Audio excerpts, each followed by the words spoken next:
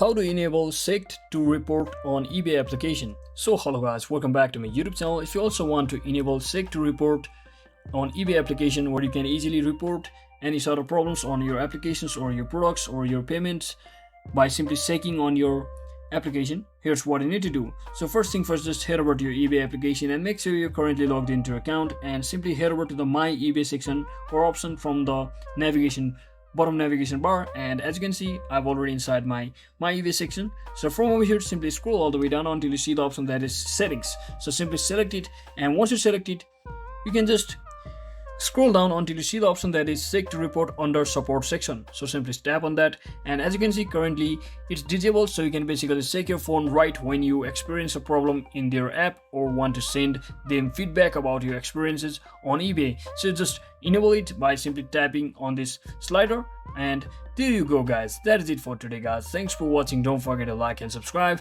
See you on the next one.